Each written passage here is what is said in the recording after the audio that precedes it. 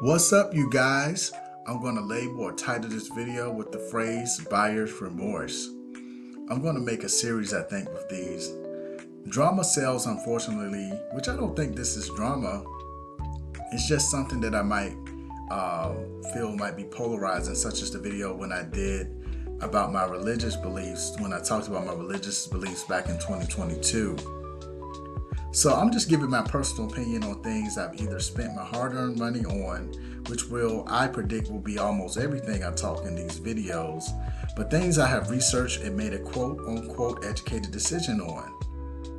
Today, or whenever you guys see it, I talk about my dealings with African Ancestry.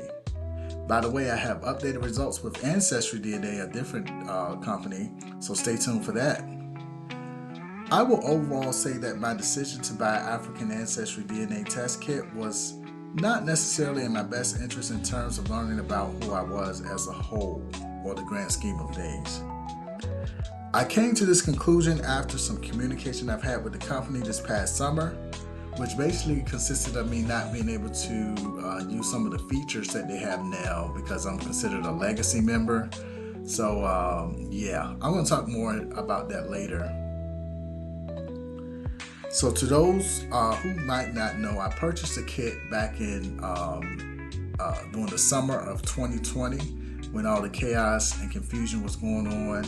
I was very compelled to find out my roots because of everything that was going on and stuff like that. I think that was a good marketing strategy, or a good free marketing strategy, with all the turmoil with racial relations during that time. So yeah, I'm gonna talk about that, so stay tuned. Yep, so I got my results later on that year, and it was African. I took the Patriclan, as they call it, DNA test, which looks at your father's side, however so many years it goes back, based on the technology that they use and the lineages that they have. And it came back African, West African to be exact, from the Balansa people from Guinea-Bissau, present-day Guinea-Bissau.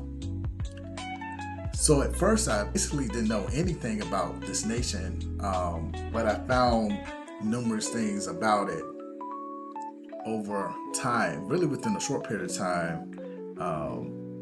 And I forgot to mention that I was able to join African Ancestry's Facebook page, where you can see other information from test takers and get a little information more or less about African nations other than mine, and then other test takers' results. So okay, with the mumble jumble, I felt that though at first I was happy to know that my paternal line was of African lineage, I realized that with research, this was only a small percentage of who I was. Also, I still wanted or couldn't know, based on this test, that if I had relatives near or far. In other words, I just knew I was from this place in Guinea-Bissau, or belonged from this tribe in Guinea-Bissau. So the test that I took, which they offer two tests, the Patriclan or the Matriclan test, it's originally around $300. I'm not sure how much it is now, but when I did do it, it was roughly $300. But I got a discount. I believe it was 15% off. And because of the COVID lockdowns during that time, I received an electronic copy of my certificate along with the haplogroup, the markers and everything like that. And it gave you like a nice little placard and stuff like that. But now if I want to get an actual paper copy, I have to pay for it. Isn't that funny? I believe it's like $15, but still I have to pay for something like that after I done spent that money. But yeah, that's pretty much how that went. So I got that, and around that time, you know, a lot of people were doing virtual conferences.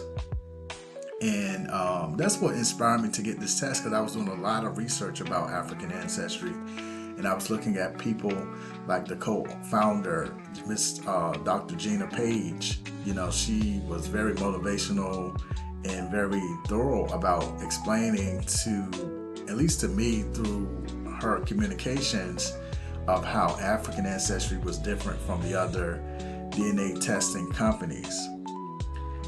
So you had interviews with people within the diaspora, some of which took the African Ancestry test or were going to take the African Ancestry test, but things started to get a little funky over time. You had some people with ulterior motives, and people that I saw weren't moving right. I was in part of some of these conferences and stuff, and I saw how people were being let down, and people were pushing things when it shouldn't have been pushed during a time of lockdowns. Some people were being stranded overseas and stuff like that from what I saw. So luckily I didn't get involved with that.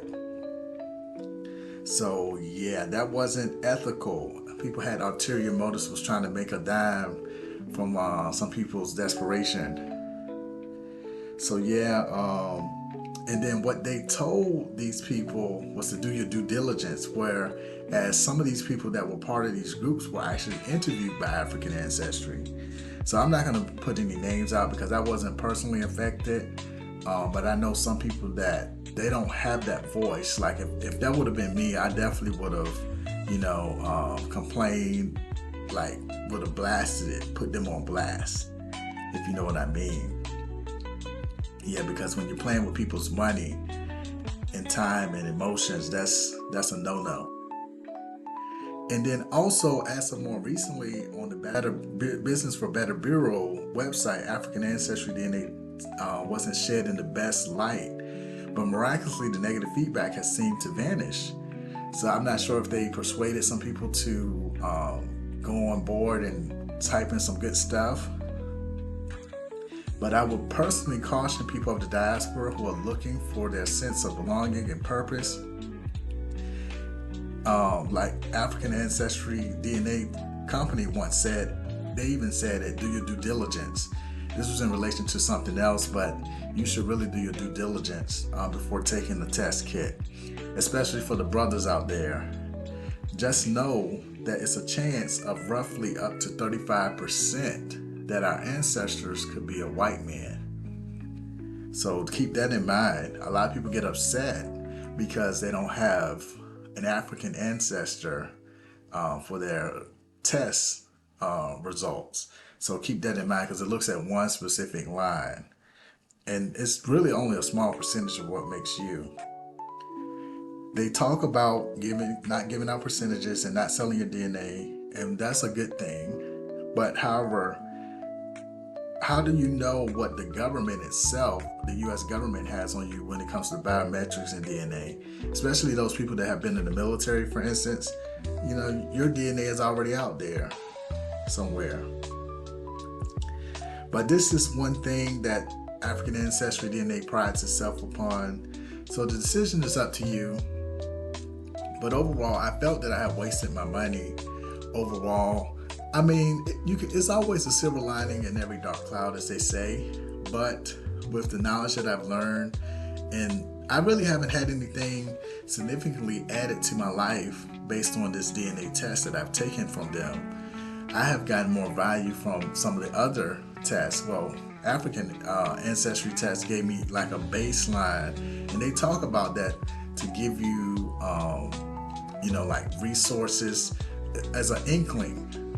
But the other test that I've taken, which was an autosomal test with Ancestry DNA, that has been nothing but a jewel for me. So yeah, y'all make the decision, but I have buyer's remorse. In other words, the reason why is because of the cost. It's so expensive, and for what you're paying for, you don't really get a good value. So I'm not sure how it is now, but from what I paid and from the time I did it, I felt like I didn't get a good value for what I paid for. So yeah, y'all tell me what you think, and stay tuned for more videos like this. I'm probably gonna make a little playlist called Buyer's Remorse. So stay tuned, and thank you so much for watching this video all the way to the end.